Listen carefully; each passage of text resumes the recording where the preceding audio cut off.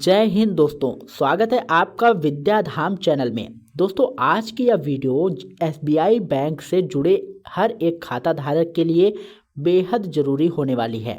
अगर आपका भी स्टेट बैंक ऑफ इंडिया में खाता है, चाहे वह सेविंग अकाउंट हो, सैलरी अकाउंट हो, पेंशन अकाउंट हो, जनधन खाता हो या फिर कोई और खाता हो, तो दोस्तों इस वीडियो को अंत तक ज़रूर देखिएगा, क्योंकि आज हम जिस अपडेट के बारे में बात करने वाले हैं वह सीधा आपकी रोज़मर्रा की ज़िंदगी और आपके बैंकिंग काम से जुड़ा हुआ है। दोस्तों, ज़रा एक पल के लिए सोचिए, मान लीजिए अचानक किसी सरकारी काम में आपको बैंक की पासबुक दिखाने को कहा जाए या फिर बैंक से फ़ोन आ जाए कि आपको अपनी ब्रांच में आकर कुछ वेरिफिकेशन कराना है, और उस समय आपको याद आए कि आपकी पासबुक तो कई सालों से अपडेट ही नहीं हुई है, या फिर आप यह कहें कि पासबुक घर में कहीं रखी है, पता नहीं कहाँ।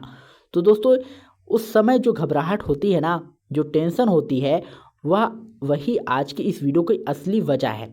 यह वीडियो आपको डराने के लिए नहीं बनाई गई है, बल्कि आपको पहले से सतर्क और जागरूक करने के लिए बनाई गई है।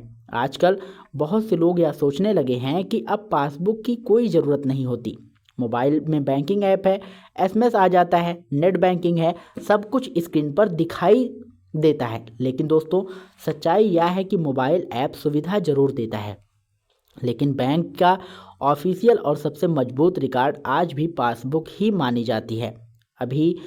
आज भी जब किसी सरकारी योजना का लाभ लेना हो, सब्सिडी का मामला हो, पेंशन का वेरिफिकेशन हो, इनकम प्रूफ देना हो या किसी बैंकिंग विवाद में सबूत देना हो, तो सबसे पहले पासबुक की ही एंट्री देखी जाती है। दोस्तों, कई बार ऐसा भी देखा गया है कि मोबाइल ऐप में सब कुछ सही दिखता है, लेकिन पासबुक अपडेट नहीं होता, और वहीं से समस्या शुरू हो जाती है।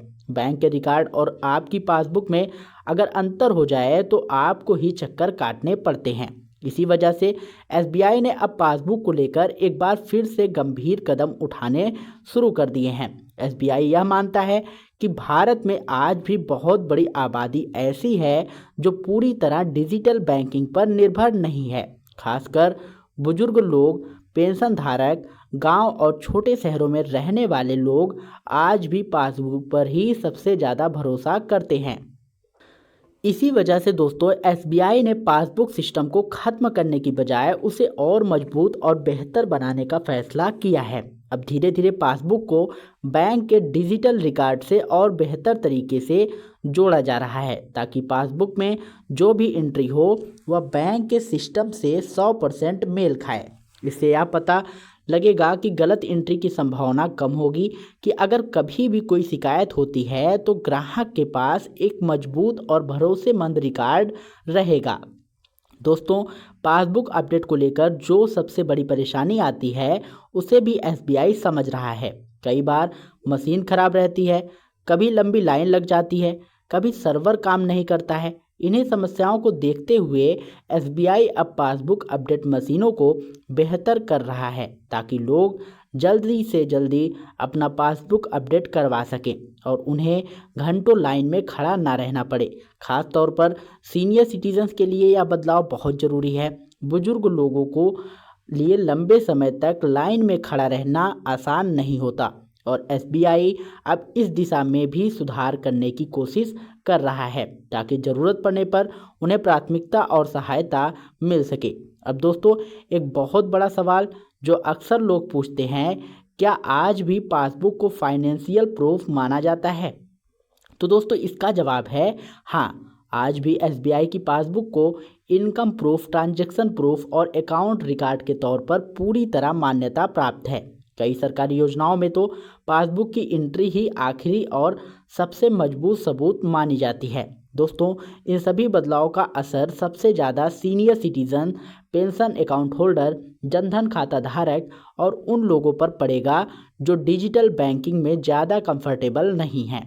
अगर आप भी इनमें से किसी कैटेगरी में आते हैं तो पासबुक को नज़रअंदाज करना आगे चलकर आपके लिए बड़ी परेशानी बन सकता है। बहुत से लोग सालों तक पासबुक अपडेट नहीं कराते और सोचते हैं कि जब ज़रूरत पड़ेगी तब करा लेंगे, लेकिन जब अचानक ज़रूरत पड़ती है तब बैंक के चक्कर शुरू हो जाते हैं। इसलिए दोस्तों सबसे सही तरीका यही है कि समय पर अपनी पासबुक ज़रूर अपडेट कराते रहें।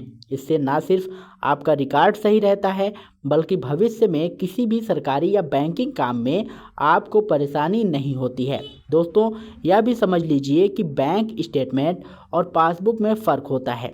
स्टेटमेंट डिजिटल होता है जबकि पासबुक एक फिजिकल और ऑफिशियल डॉक्यूमेंट्स होती है।